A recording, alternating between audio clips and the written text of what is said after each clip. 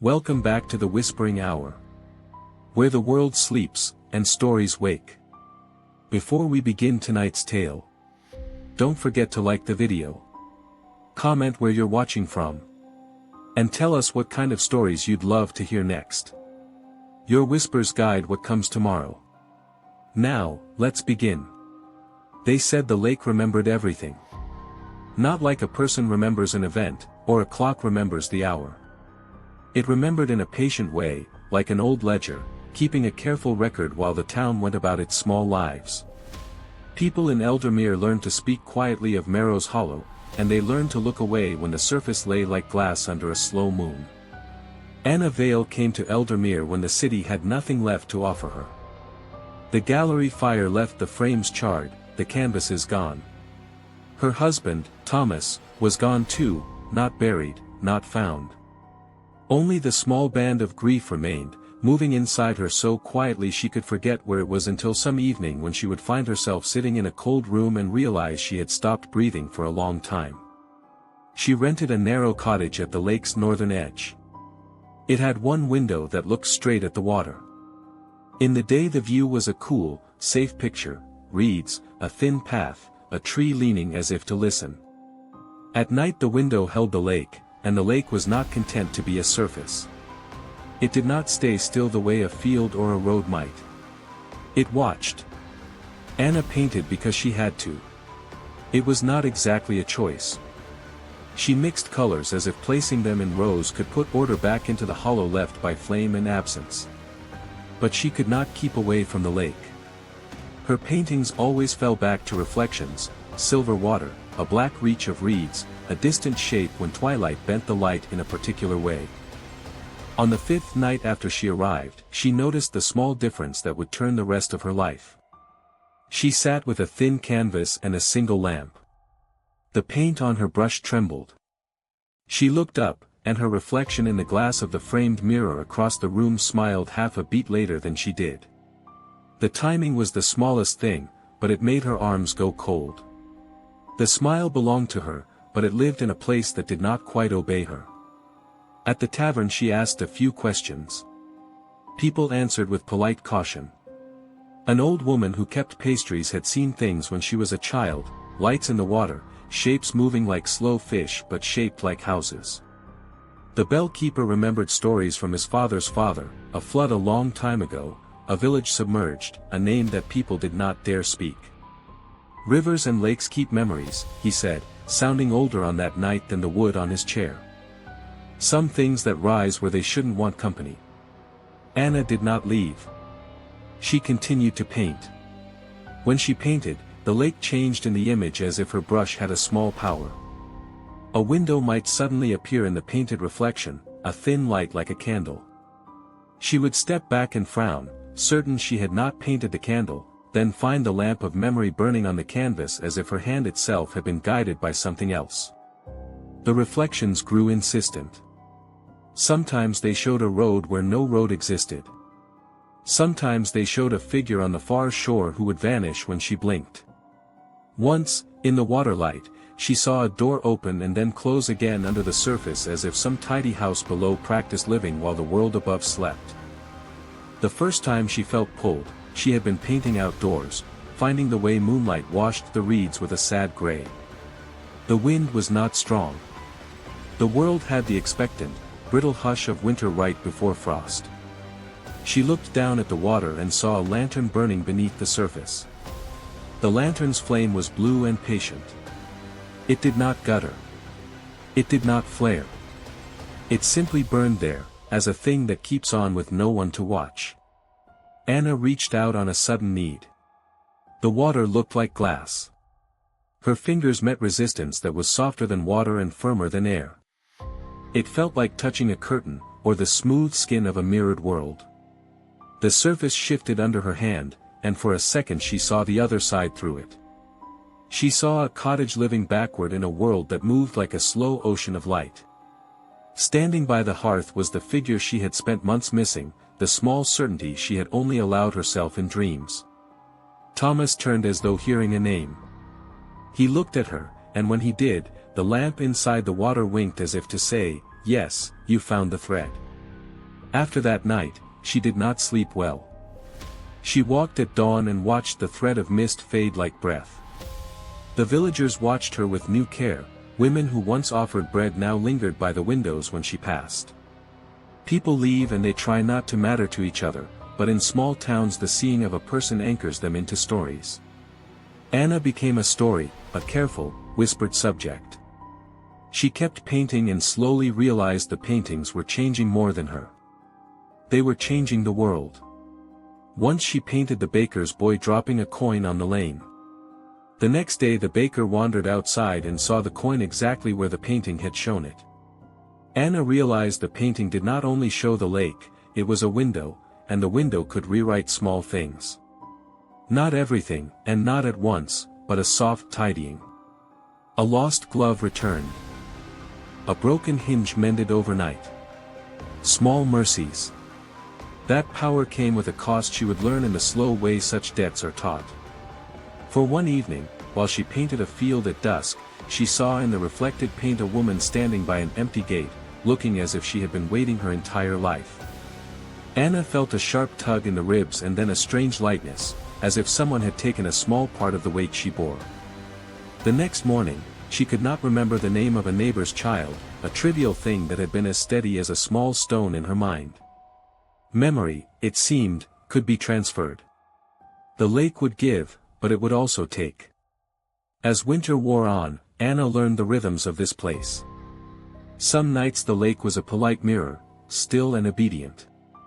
Other nights it was a low hum of suggestion, filling the air like a word you almost remembered. She kept a ledger, at first a trembling list in a notebook, then a proper book with a soft cloth cover where she recorded each odd occurrence, each dream, each change in a painting. She wrote them for herself, but also, secretly, so that if another person came after her they might understand the price. One evening a storm came from nowhere, the sky folding like heavy paper. The wind took the scent of the trees and left a clean, metallic taste. Anna, who was no fool, gathered her oils and hurried them inside. Yet the lake did not fear the storm. The water stood like glass beneath a sky that grew angry. Lightning skittered on the far side, but the lake reflected the flashes as if in a separate, subdued theater. In the middle of the tempest, she saw movement below the surface, a gathering of lights like a procession. The lights moved with a slow, single purpose, and for a breath she thought she saw faces behind them, calm, not frightened, walking below the glass. That night she dreamt of the day the valley had been different. She dreamt of children playing where reeds now grew, of a laughter that included roofs and shop signs. Her own fingers in the dream were small and uncharred. She woke with a memory that did not belong to her, a woman cooking stew on a rainy day, the smell of thyme and soot. Anna wrote it down in the ledger, because a recorded theft can be studied and, later, perhaps mended. The more she wrote, the clearer a pattern became. The lake wanted to trade memories for presents. When someone fell through the surface into the mirrored world, something from above would be swallowed up, as if the ledger must hold a balance.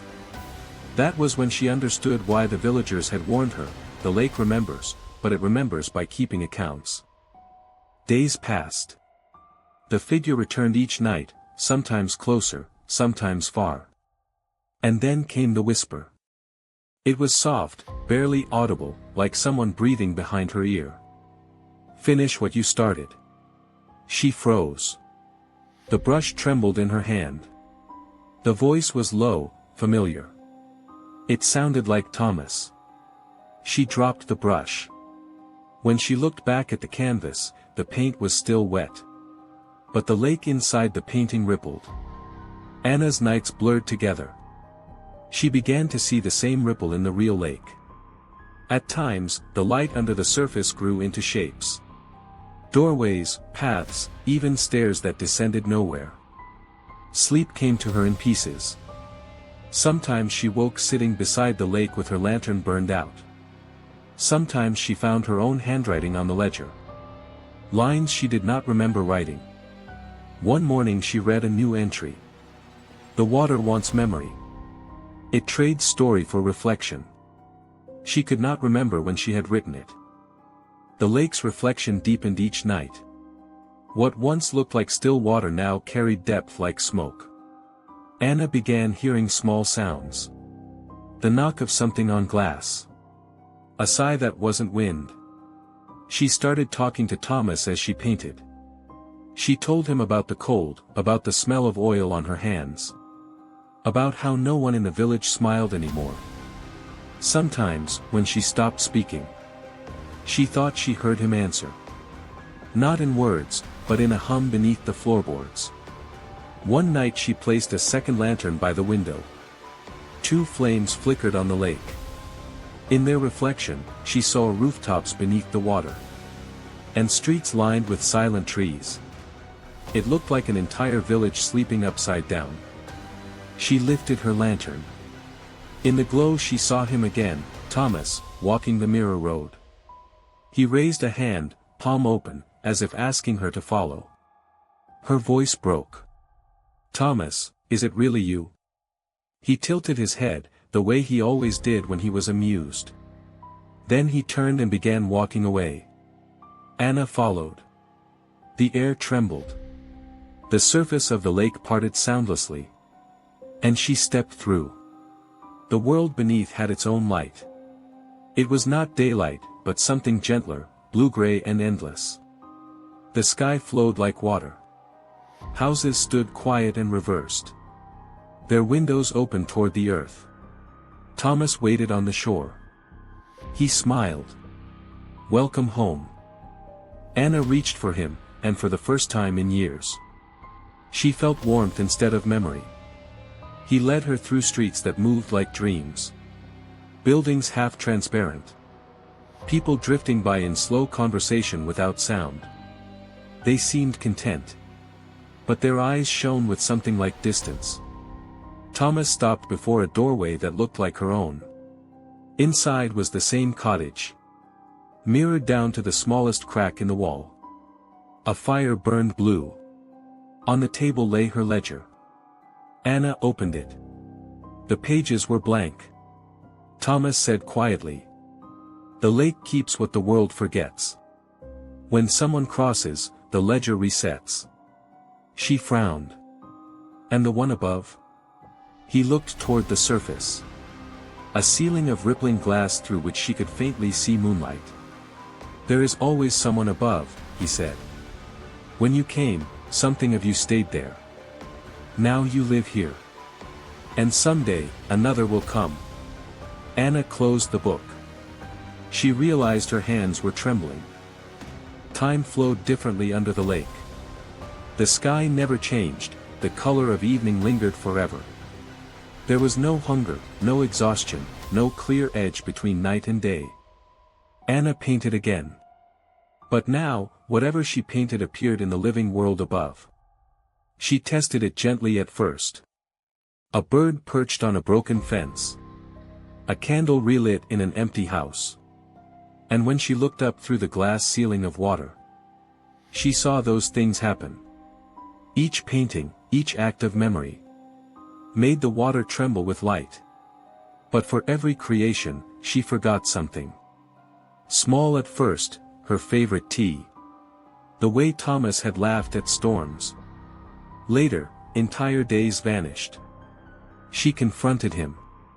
"You said this was home," she whispered. "It is," he said. "Home for what the world cannot keep." She shook her head. "I don't want to forget. I came here to remember." Thomas smiled sadly. "Then you will paint forever." Years might have passed, or hours. There was no clock to tell. Anna filled hundreds of canvases. Each one drifting upward like bubbles. Until they touched the surface and vanished. She dreamed of voices above the lake. Villagers speaking her name. Children daring each other to look into the water.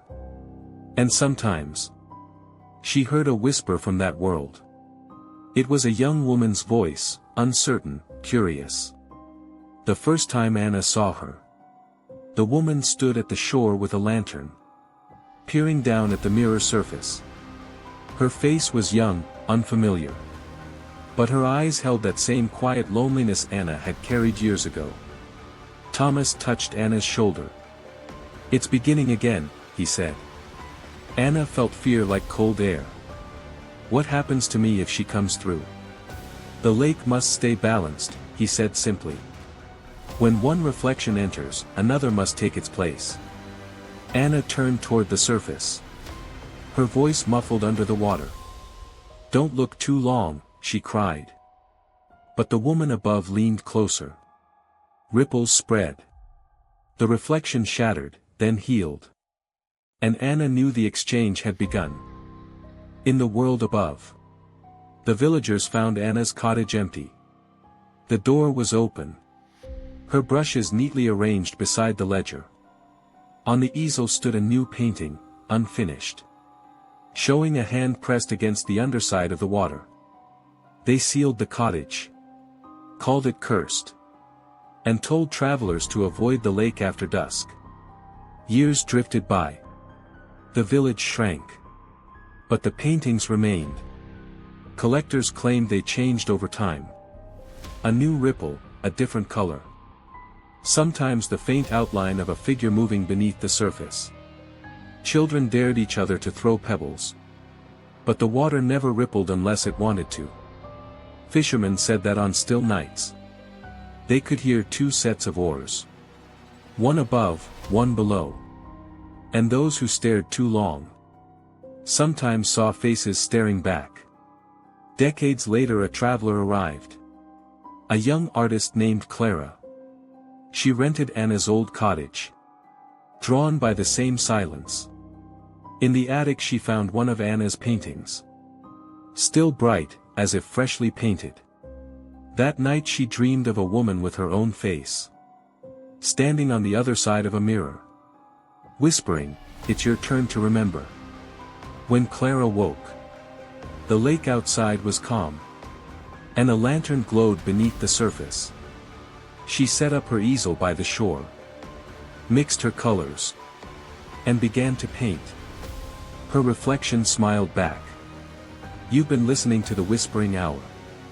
If the water ever seems too still, and something beneath it seems to watch you back, turn away, before it remembers your name. Walk gently, and sleep well. Good night."